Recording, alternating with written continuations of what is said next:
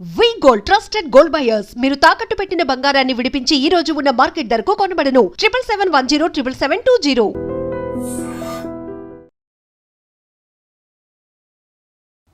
Hi friends, welcome to iDreams.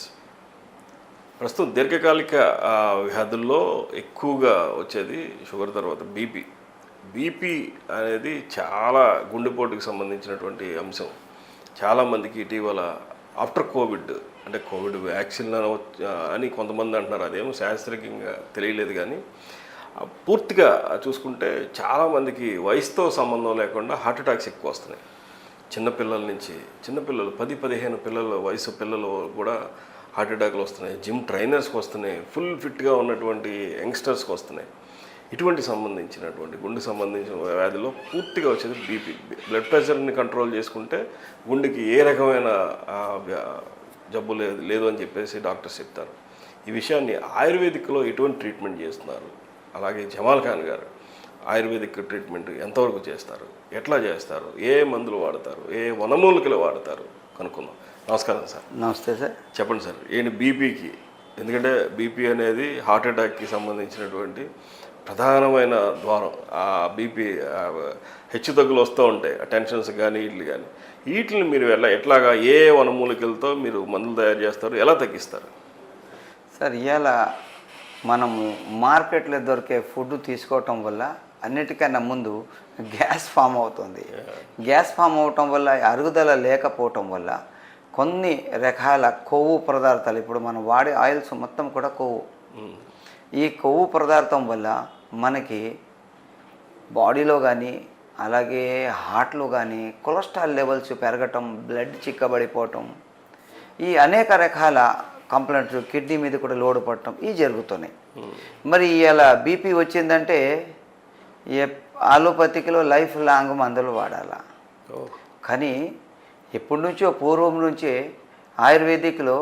Ayurvedic వనమూలికలు వాడిన ప్రజలకి ఎవరికి బీపీ తెలియదు. ఓకే. ఎందుకంటే వీళ్ళు ఎప్పుడు అడవులు, వాగులు, వంకలు, ఈ చెట్లెంబట తిరిగి మొక్కలు, వేర్లు, ఆకులు తింటూ అడవుల్లో తిరిగేవాళ్ళు. కాబట్టి వీళ్ళకి ఆ రోజు షుగర్ తెలియదు, బీపీ తెలియదు. ఇవాళ బీపీ ప్రతి ఒక్కడు అంటాడు, సార్ నాకు బీపీ వచ్చేసింది, హార్ట్ బీటింగ్ ఎక్కువైపోయింది, లేకపోతే పల్స్ తగ్గిపోయినాయి, ఏ కంప్లైంట్లు. ఎందుకంటే ఇప్పుడు మనకి ముందు నుంచి అర్జున అంటే తెల్లమద్ది ఎవరైతే వాడుతాడో ఆడికి అందులో కాల్షియం కార్బోనేట్ 34 ఉంది. ఎముకలు ఒకవేళ ఇరిగిపోయినా అతికిపోతాయి, అది వాడటం వల్ల, కట్టడం వల్ల. మరి అది పౌడర్ పాలల్లో తీసుకోవటం వల్ల కూడా బీపీ కంట్రోల్ అయిపోతుంది. కానీ గ్యాస్ని కంట్రోల్ చేసుకోవాలా. మరి సర్పగంధ వరల్డ్ ఫేమస్ మొక్క. సర్పగంధ మొక్క వేరు పైన బెరడుతోని మాతలు, అది చాలా కాస్ట్లీ పడుద్ది మనం తయారు చేయాలంటే. ఎందుకంటే కేజీ ఇప్పుడు 1800, 2000 సర్పగంధ వేరు. మనం 1800, 2000లో ఒరిజినల్ కొంటున్నాం. దాంట్లో కూడా 2 రకాలు ఉంటాయి. ఒక రకం 500-600 ఉంటుంది, 1000 రూపాయలు, అది పనిచేయదు. ఏదైతే కాస్ట్లీ ఉందో అదే పనిచేస్తుంది. మనకి బీపీ గురించి మనం వాడే మందులలో ఎక్కువగా 2-3 నెలల్లోనే బీపీ కంట్రోల్ అయిపోతుంది. ఎందుకంటే ఇలా చాలామంది బీపీ పేషెంట్లు హార్ట్ స్ట్రోక్ దగ్గర వచ్చిన వాళ్ళు వీళ్ళు యాంజియోగ్రామ్ చేసుకొని, మరి సార్ ఈ పరిస్థితి మాది, వాల్స్ బ్లాకేజ్ ఉన్నాయి, పంపింగ్ కరెక్ట్ అవ్వటం లేదు, 40%, 60% ఈ బ్లాకేజ్ ఉన్నాయి అని అంటున్నారు. కానీ అర్జున పౌడర్ ఏం చేస్తుంది, బ్లాకేజ్ని ఇప్పేస్తుంది. సర్పగంధ హై బీపీని కంట్రోల్ చేస్తుంది. లో బీపీ ఉంటే మరి లో బీపీ గురించి చాలా ఐటమ్స్ ఉన్నాయి. అశ్వగంధ అలాగే తెల్లమద్ది తయారు చేసే విధానం వేరే ఉంటుంది. అది మేము ఫార్ములా ఎవరికి చెప్పం, ఎందుకంటే వైద్యులు తప్ప. ప్రతి ఒక్కడు చేస్తాడు, ఎక్కువ తక్కువ అయిపోతే మరి అతనికి ఏదైనా వేరే సైడ్ ఎఫెక్ట్స్ ఇరుగుడు ఉండకపోతే మళ్ళీ ఇబ్బంది పడిపోతాడు. అందు గురించి బీపీకి సర్పగంధ నెంబర్ 1. లో బీపీ ఎవరికైనా వచ్చేసింది అనుకోండి, 4 లవంగాలు, 4 యాలుకాయలు, ఒక పిడికడి తులసాకు మెత్తగా నూరేసి దాన్ని కొద్దిగా 1 గిలాస్ నీళ్ళు పెట్టి బాగా మరగబెట్టేసి అర్ధగంటకి 1 డోసు అలాగా సాయంత్రం తాగిస్తే మళ్ళీ అతనికి 60-70కి వెళ్ళిపోయిన బీపీ 120, 80-120కి వచ్చేస్తుంది. ఓకే. లో బీపీకి. ఇక్కడ 2 విధాలు తెలిసి ఉండాలా. లో బీపీని కూడా అరికట్టే గుణం ఇతని దగ్గర ఉండాలా, డాక్టర్ తెలిసి ఉండాలా. హై బీపీని కూడా తగ్గించే గుణం తెలిసి ఉండాలా. ఉత్తి హై బీపీని తగ్గిటం ఇస్తున్నాడు, లో అయిపోతే ఏం చేస్తాడు, డోస్ ఎక్కువైపోతే ఏం చేస్తాడు, దాన్ని కూడా పెంచాలా. అంటే ఇలాగ చాలా ఉంటాయి. హై బీపీని తగ్గించడానికి తిప్పతీగ కూడా పనిచేస్తుంది. తిప్పతీగలో కూడా హై బీపీని తగ్గించే గుణం ఉంది. సర్పగంధాలు హై బీపీని తగ్గించే గుణం ఉంది. హార్ట్ కంప్లైంట్ రాకుండా వాడటానికి మనకి అర్జున పౌడర్ ఉంది. ఇలాగా చాలా రకాలు. ఇలా చాలామంది ఏం చేస్తారంటే అల్లము కూడా తీసుకుంటారు, బీపీని కంట్రోల్ చేసి. ఎల్లుల్లి కూడా తీసుకుంటారు కొలెస్ట్రాల్ లెవెల్స్ తగ్గించుకోవటానికి. తమలపాకు రసం తీసుకుంటారు, తేనె తీసుకుంటారు. ఇవన్నీ కూడా ఎలాంటి జబ్బులు రాకుండా ఉండాలంటే పొద్దున ఒక తమలపాకు, ఒక ఎల్లిపాయ, ఒక పాయ, ఇంత అల్లం ముక్క మెత్తగా రాయిలో నూరేసి తేనె దాంట్లో కలుపుకొని రోజు నాకుతే తనకు అసలు హై బీపీ అవ్వదు, లో బీపీ అవ్వదు, హార్ట్ కంప్లైంటే రాదు. ఇంట్లోనే చేసుకోవాలా. లేదా ఇవ్వాలా. ఎందుకంటే రావటానికి కారణము కడుపుతో వస్తుంది. వాతము, పిత్తము, కఫము కడుపు ద్వారా వస్తుంది. అది కడుపులో ఎలాంటి సమస్యలు రాకుండా ఉండాలంటే 100 గ్రాము శొంఠి, 100 గ్రాము జీలకర్ర, 100 గ్రాము వాము, 100 గ్రాము నల్ల జీలకర్ర, ఒక 10 గ్రాములు నల్లుప్పు వేయించేసి పౌడర్ చేసుకొని పొద్దున టిఫిన్ తర్వాత ఒక స్పూను, మధ్యాహ్నం భోజనం తర్వాత ఒక స్పూను, రాత్రి ఒక స్పూన్. అసలు ఇతనికి పిత్తము, వాతము, కఫం అన్నదే ఉండదు. భోజనం చేసిన తర్వాత తాటి బెల్లం ఉంటే కొద్దిగా భోజనం తర్వాత కొద్దిగా ముక్క తీసుకోవాలి. అసలు ఈ జబ్బులే రావు. ఆ ప్రక్రియని తయారు చేసుకొని ఒకసారి వచ్చితే మేము కూడా చెప్పేస్తాం ఎలాగ చేయాలా, తిని చూసి నేర్పుతాం. ఆ ప్రక్రియని కనుక తయారు చేసుకోగలిగితే అసలు వీడికి జబ్బులే రావు, ఏ జబ్బు రాదు. ఎందుకంటే ఇలా మనం వాడేది ప్రతి ఒక్కటి. యాపిల్ నుంచి పట్టుకొని మీరు ఏ ఫ్రూట్స్ వాడినా మందు లేనిది లేదు. కోత కటింగ్ చేసేటప్పుడు కూడా మందు కొట్టిస్తాడు. యాపిల్ కూడా మైనం పూసిస్తాడు. అందు గురించి ఇవాళ ఈ బీపీ అన్నది ప్రతి ఒక్కడికి వచ్చేస్తుంది. వీళ్ళకి ఇమ్యూనిటీ పవర్ ప్రతి ఒక్కటి దాంట్లో కావాలా. మేము బీపీకి తయారు చేసే సర్పగంధ మాత్రలో కూడా కుంకుమ పువ్వు కలుపుతాం కంపల్సరీ. కుంకుమ పువ్వు లేనిది మాత్రల ఐటెంలో ప్రతి దాంట్లో కుంకుమ పువ్వు ఉంటుంది. కుంకుమ పువ్వు రేటు కంపల్సరీ తీసుకోవాల్సి వస్తుంది. కుంకుమ పువ్వు లేకపోతే ఇమ్యూనిటీ పవర్ లేదు, ఇమ్యూనిటీ పవర్ లేకపోతే జబ్బులు తగ్గవు.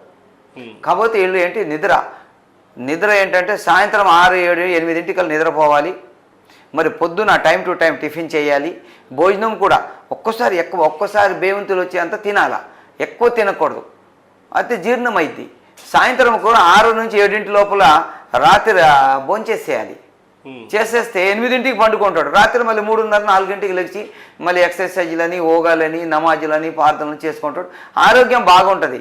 ఇవాళ ప్రపంచంలో పడిపోయి హావ్ అనుకుంటూ ప్రతి సంపాదిద్దామే ఆరోగ్యాన్ని చూసుకోలేక ఇవాళ సంపాదించింది మొత్తం మందులకు పెడుతుంది. ఆయుర్వేదాన్ని నమ్ముకుంటే ఆరోగ్యం ఉంటుంది. కొన్ని చిట్కాలు ఇళ్లలోనే చేసుకుంటారు. ఆ చిట్కాల వల్ల వీళ్ళకి ఎలాంటి పెద్ద సమస్యలు రావు సార్. ఓకే.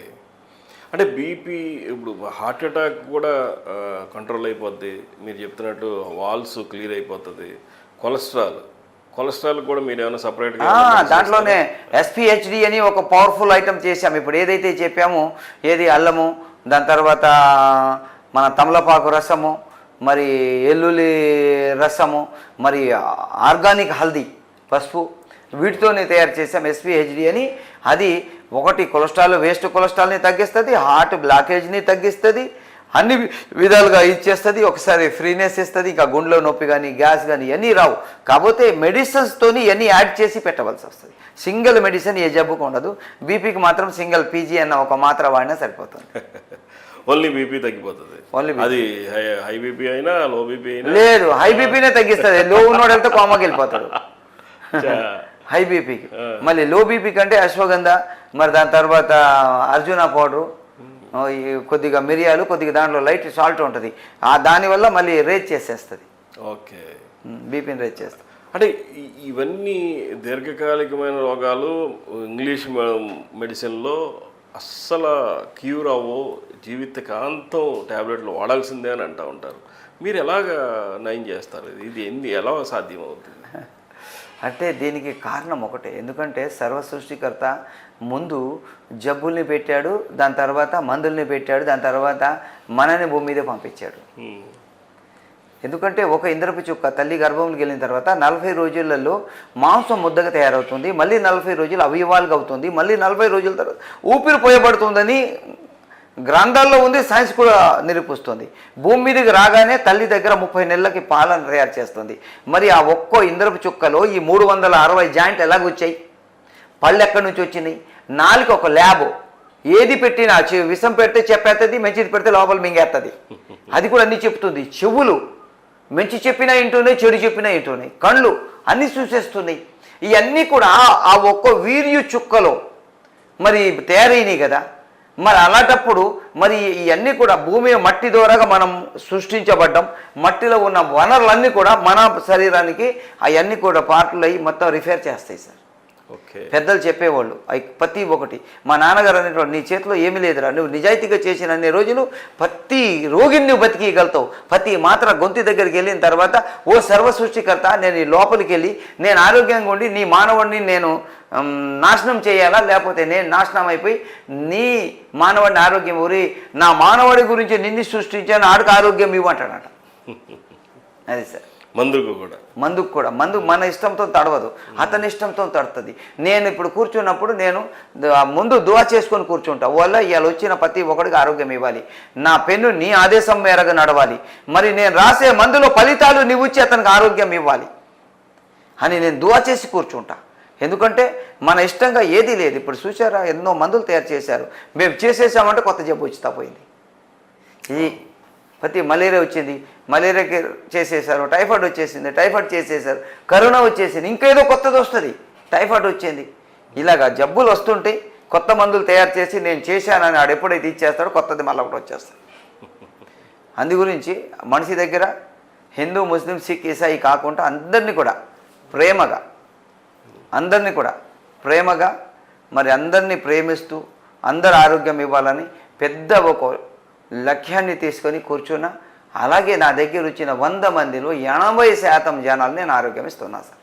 బీపీ ఎంత పర్సెంటేజ్ కవర్ అవుతుంది? హై బీపీ ఎంతమందికి తగ్గుతుంది? 90% పేషెంట్లకు కవర్ అయిపోతుంది. 90%. షుగర్ అయితే 50, ఇదైతే 90%. కామర్లు కూడా 90% పేషెంట్లకు తగ్గిపోతుంది. ఓకే, అదే థైరాయిడ్ లాంటి అది మనం ఇంకొక ఎపిసోడ్లోకి వెళ్దాం. థైరాయిడ్ అనేది ఇప్పుడు మీరు చూసుకుంటే ఈ బీపీ అనేది పేషెంట్లకి ఏం చెప్తారు, ఎలా ఉంటే బెటరు? ఇంట్లో రెమెడీ మీరు ఆల్రెడీ కొంత చెప్పారు, వాళ్ళు ఏ జాగ్రత్తలు తీసుకుంటే మీ మెడిసిన్ వాడుకుంటూ ఎలా? అప్పుడు దీనికి కూడా ఇంగ్లీష్ మెడిసిన్ వాడాలా? అవసరం లేదు. అంటే సరిపోద్దా? ఇంగ్లీష్ మెడిసిన్ గ్యాస్ ఫామ్ అవ్వకుండా చూసుకోవాలా, ఎక్కడ ఏది దొరికితే ఆయిల్స్ వాడకూడదు, ఉప్పు తగ్గించుకోవాలా, కరెక్ట్ టైంకి లైట్ టిఫిన్ తీసుకోవాలా, టైం ప్రకారం భోజనం చేయాలా, పుష్కలంగా నిద్రపోవాలా. ఇవన్నీ ఉంటే ఇంకా బీపీ అన్నది మరి రాదు. ఒక 5-6 నెలలు వాడితే ఇంకా బీపీ లైఫ్ లాంగ్ తగ్గిపోతుంది. బీపీకి ఎలాంటి అవసరం లేదు, జాగ్రత్తగా ఉండాలా. మళ్ళీ ఒకసారి ఏమీ లేకుంటే వచ్చింది, మళ్ళీ రాదని గ్యారెంటీ ఏంటి? రావచ్చు. అందు గురించి జాగ్రత్తగా ఉంటే మనం అప్పుడప్పుడు బీపీ చెక్ చేపిస్తూ ఉండాలా. మరి ఏమైనా అవసరం అయితే మందులు వాడాలా, పూర్తిగా తగ్గిపోతుంది. సైడ్ ఎఫెక్ట్స్, కోమాలోకి వెళ్ళిపోవటం, హార్ట్ స్ట్రోక్ రావటం అలాంటివి ఏమీ జరగవు. ఓకే, ఆటోమేటిక్గా కొలెస్ట్రాల్ దగ్గర అన్నీ కూడా వాల్స్ క్లియర్ అయిపోతాయి, అన్నీ ఒకే ఒక టాబ్లెట్ ఇంకేమన్నా దాంట్లో అంటే అర్జునా పౌడర్ ఉంటుంది, టాబ్లెట్ ఉంటుంది, గ్యాస్ లిక్విడ్ ఉంటుంది, లెట్రిన్ సాఫీ ఒక 4 మందులు ఉంటాయి. ఓకే, అది బీపీ అనేది చాలా దీర్ఘకాలికమైన వ్యాధుల్లో ఒకటిగా ఉంటుంది. పూర్తిగా హార్ట్ అటాక్ పూర్తిగా కూడా దీని మీదే ఎక్కువగా హార్ట్ అటాక్స్ వస్తూ ఉంటాయి. ఇవన్నీ తగ్గాలంటే మరి జమాల్ ఖాన్ గారు చెప్తున్నట్లు హోమ్ రెమెడీ చెప్పారు, అలాగే ఆయన దగ్గర ఉన్నటువంటి మెడిసిన్ చెప్పారు, ఇంట్లో ఏమి చేయాలో చెప్పారు. టైం టు టైం ఫుడ్ తీసుకోవాలి, టైం టు టైం పడుకోవాలి. ఇవన్నీ చేస్తే డెఫినెట్గా అసలు బీపీ అనేది మన దరిదాపుల్లోనే చేరదని చెప్పేసి డాక్టర్ చెప్తాను. నమస్కారం డాక్టర్.